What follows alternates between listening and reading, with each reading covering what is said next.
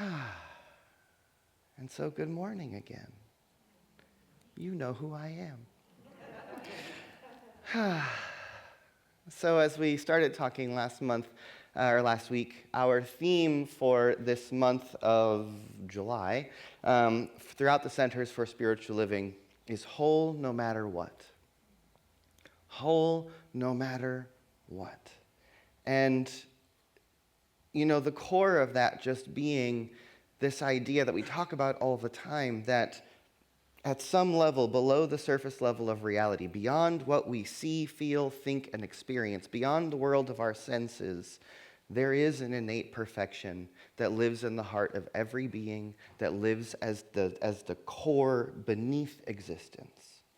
And this week I was diving into a story that comes from the Kabbalistic tradition.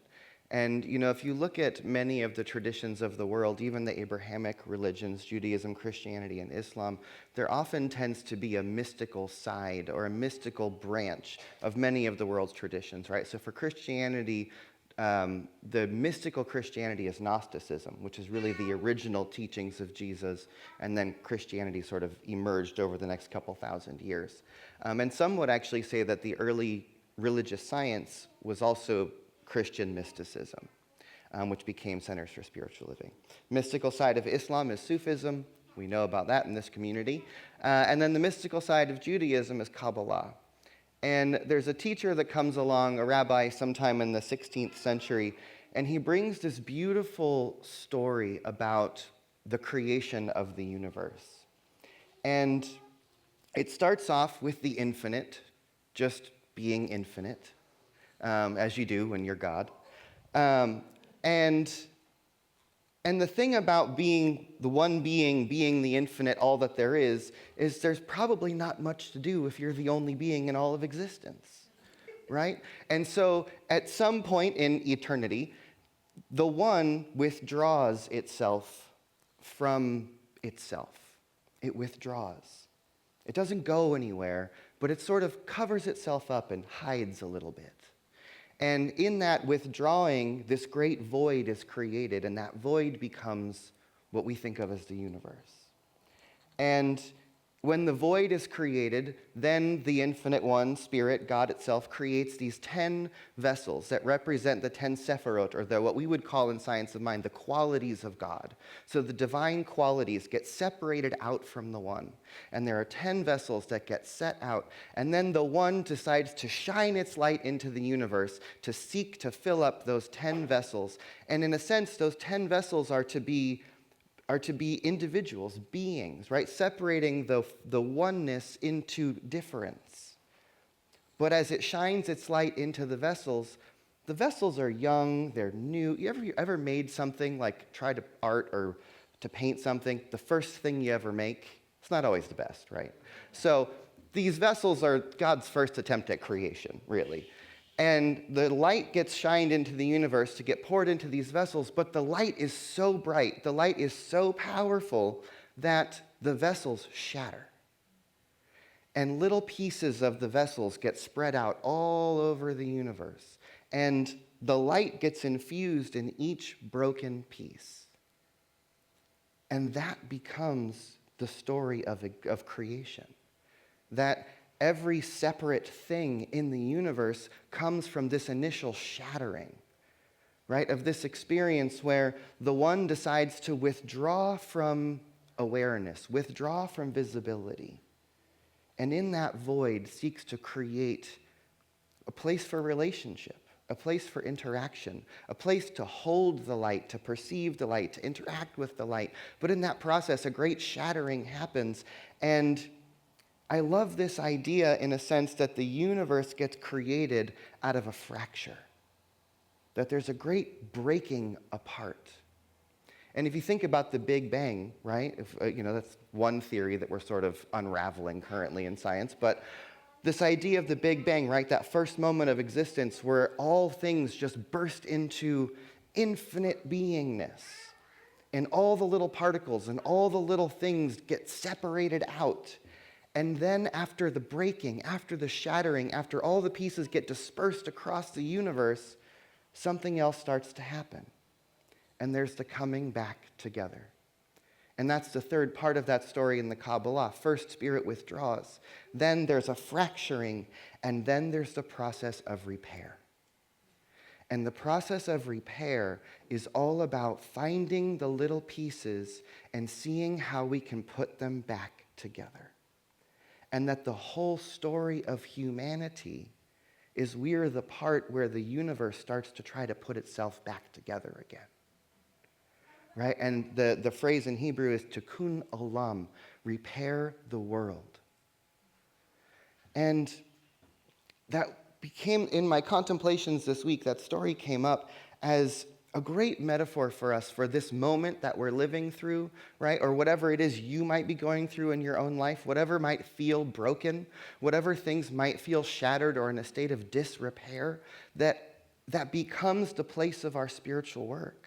It becomes our opportunity to be the healing, to bring the oneness back, to reinstall the truth where perhaps it might have been broken up, right? And then the idea is that every time we forgive someone, every time we love, every time we share compassion, every time we support someone who's hurting or lend a hand or build a relationship, we put two of those broken pieces back together.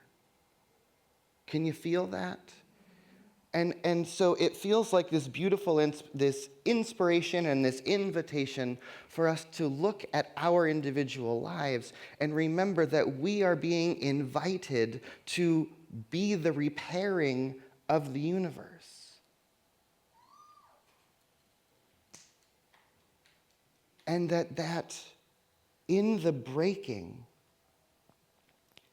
is where the invitation emerges. Right? And think about this sort of rhythm of withdraw, fracture, and repair. Withdraw, fracture, and repair. And maybe that process is not just happening once, it didn't just break and then it's coming back together, but it's happening over and over and over again. Think of how many times we may have been through this process in our own individual lives where something happens that causes us to withdraw from ourselves, withdraw from a relationship, withdraw from the world, withdraw from whatever it is. And then we feel like something is broken. Maybe there's something inside of any of us that feels like it's broken or some piece of ourselves that we've withdrawn from. I think it's quite easy to look out at the world, at the wars and all of the things and the fascism and all of it and see all the broken pieces. There's shattered pieces of truth all over the ground. There's shattered pieces of justice all over our nation. There's shattered pieces of compassion spread around the world. And our job then is to find those little pieces and restore justice, restore truth, restore love.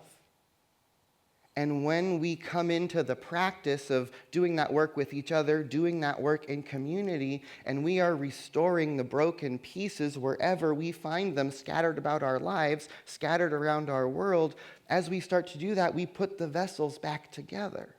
And the vessel becomes community. The vessel becomes nation. The vessel becomes family. The vessel becomes whatever the collective becomes. And so I've been thinking about this a lot as I just look at the pain of the world, as I look at what's happening, and I try to find my spiritual path through the disaster, right? Because I think that's one of the things we're often all looking for is, how do I stay grounded? How do I find a narrative or a story or a way to walk through this shit show that's happening that is planet Earth right now, right? And stay in a sense of peace, to have a vision, a hope, a possibility that's calling us forward. And this idea that maybe we're all being invited to find the pieces that we can put back together. And it's like God broke the puzzle and just dispersed the pieces all over the world. And it's like, well, I've got a piece. I've got two little pieces. Do they fit together? Nope. Okay, got to find someone else. Diane, do you have a piece? How do our pieces fit together? Jane, how do we come together and hold each other, right? Paula has a piece. Phil, we all have a piece. And it also reminds me then that none of us are in this alone, that we're not here to do just our individual spiritual work, that we're here to do the work of repairing with each other, to do the work of truth, of justice, of bringing the light to the world. We do it together. And as our hearts come together, as our love comes together, we bring the light back together, right? And there are forces in the world that, as we're putting the vessel back together, keep trying to chip pieces off and make sure it stays broken, right? And so we just have to then gather up more people and gather up more pieces. But every time we repair justice a little bit, every time we repair love a little bit, every time we repair compassion a little bit, the light itself becomes stronger. We're putting the light back together. And the thing that science of mind tells us is that the light's there all along. The justice is there all along. The truth is there all along. It's whether we are choosing to see it or not. It's whether we're choosing to interact with it or not. Right? Ernest Holmes says that love is the very nature of existence, that truth is always present, that the goal of life is freedom and emancipation from all forms of discord. Ernest Holmes says that your health, your healing, your love, your wellness, it's right there waiting for you if you would just turn to it. And what if he's just telling us that, look on the ground, the pieces are there. And we just walk around our lives standing on all these little broken pieces of our good, not realizing that they're right underneath our feet. And that at any moment in time, we can bring our attention to what it is we're seeking. We can took our attention to the love and start looking for the pieces of the love. And as soon as we start to pick them up, they're activated. As soon as we activate them, they start to magnetize and they start to come together. And suddenly we can see what was there all along. We may not have seen it. It might have looked like there was little broken pieces scattered all over our life, but it was there. And when we pick it up and when we tend to it, when we put it together, we start to be able to see it. And then when we can see it, seeing creates our belief. And when we believe in it more, it enables us to see it a little bit more.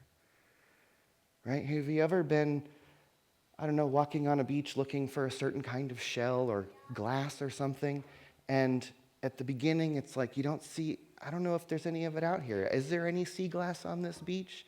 And then you notice one piece, and then suddenly you start to see another and another and another and another. I remember many years ago, Reverend Grace got this bright purple car. And I remember when she first bought it, I was like, I have never seen a car that color before. And then in the next weeks and months, everywhere I looked, every single day, there was a car that color, purple, somewhere in the world. And it was there before. It's not like that color got invented the day that she bought the car. There were purple cars driving around all the time. I just suddenly went, wow, I just noticed that color. And suddenly, because I noticed it, now that I'm out in the world, I'm going, oh, there it is again, there it is again, there it is again, there it is again. Right? That's how our attention works. That's how our creative process works. Right? And so if we know that all the pieces of our love and our justice are out there and we start looking for them, we start looking for the people who are doing the work. We start looking for the places where the good is happening.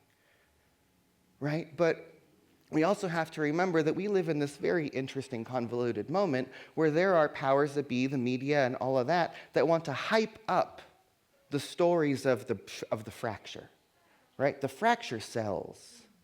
Right? That's what the news is there for, is to perpetuate the story of the fracture, to keep us in fear, to keep us on edge, to keep us looking for the things that aren't working.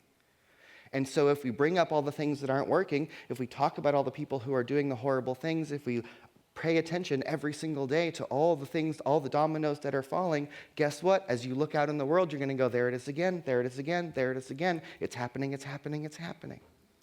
Our attention perpetuates what we experience, right?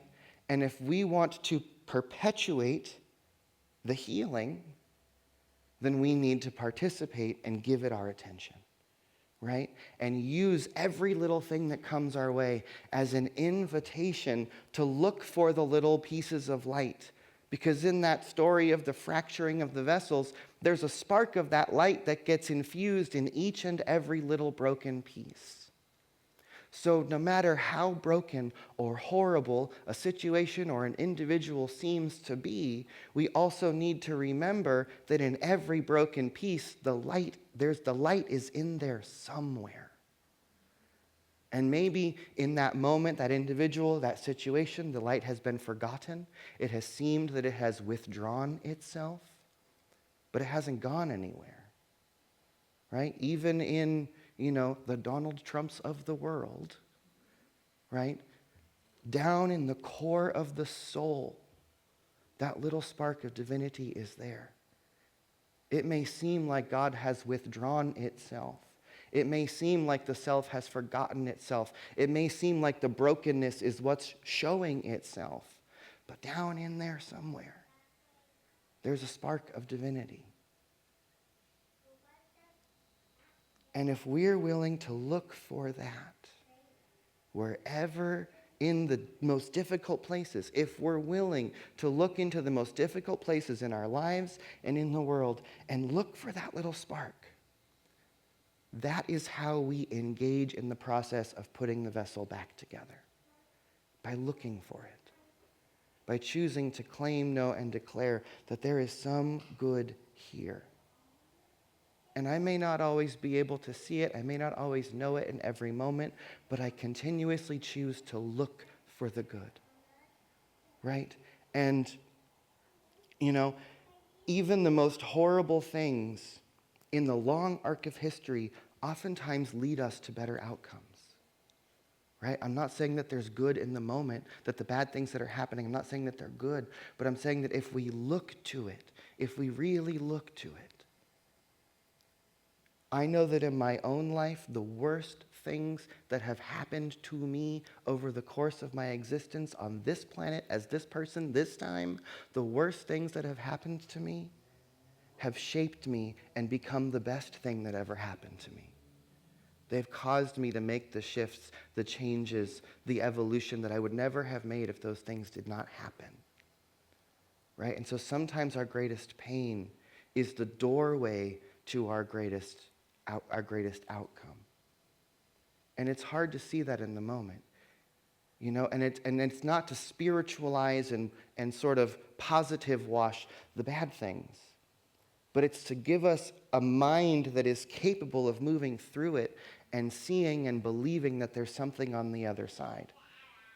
Because if we don't have hope, we don't have anything.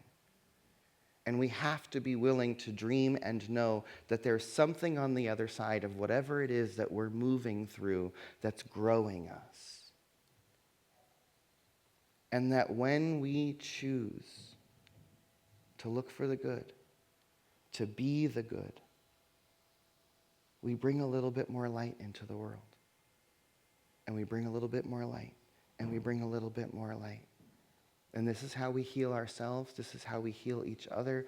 This is how we heal the world, is to reveal the wholeness that's waiting just beneath the surface. And I think that, remember when we all stopped doing everything we were doing for like a year and a half? Remember that? Do you remember when humanity stopped driving cars every single day for just a few weeks? There was that little lull. Remember when we stopped having so many boats and planes because everyone was in our little houses? Do you remember what happened to nature? To the waterways, to the forests, to the air?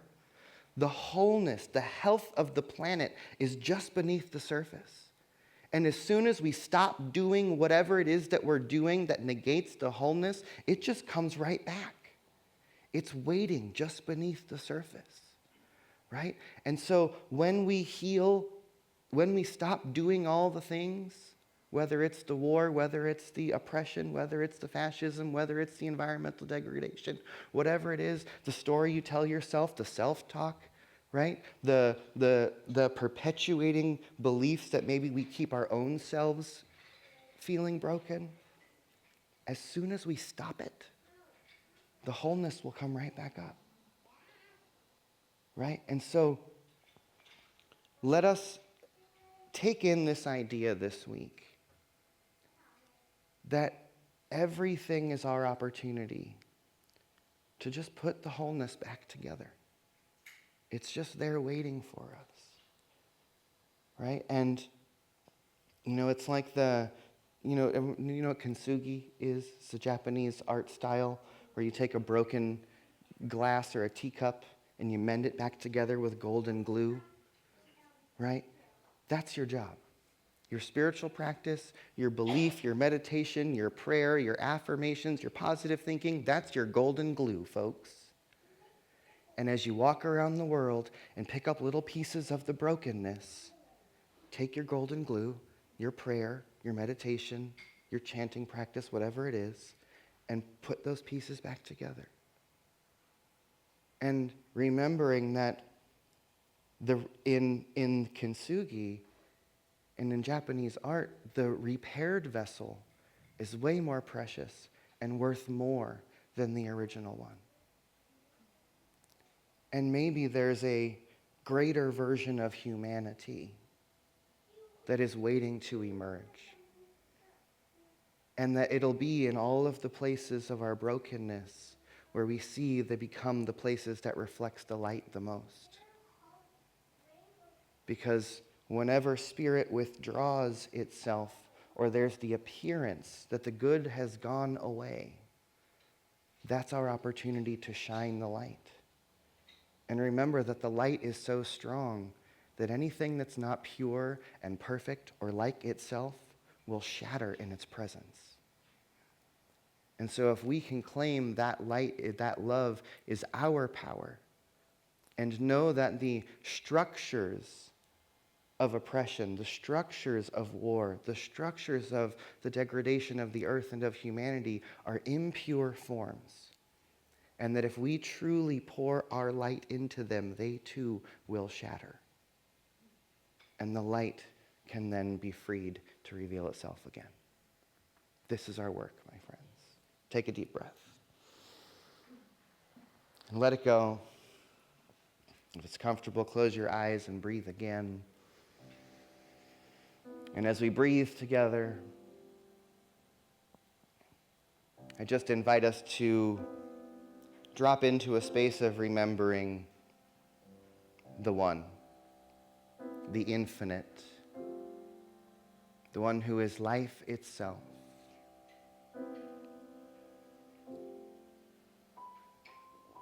In this story of the Kabbalah and in the Jewish phrase, the Hebrew phrase is Ein Sof, which means boundless, seamless, infinite. And so we just claim that the one life, the one light, the one love, the one power is boundless. It is seamless. It is infinite. It is everywhere present, all at once. That within all of reality, the good is waiting. The wholeness is waiting. The truth is waiting. And there may be the appearance of brokenness. There may be the appearance that the good has been shattered and is spread across the earth, and it's hard to find it in moments. It may appear that spirit has withdrawn from our lives or our circumstance or the world in any given moment. But what we must remember is that spirit has not withdrawn. It is simply covered up. And it is covered up by our false beliefs. It is covered up by the conditions that we've created. It's been covered up by history.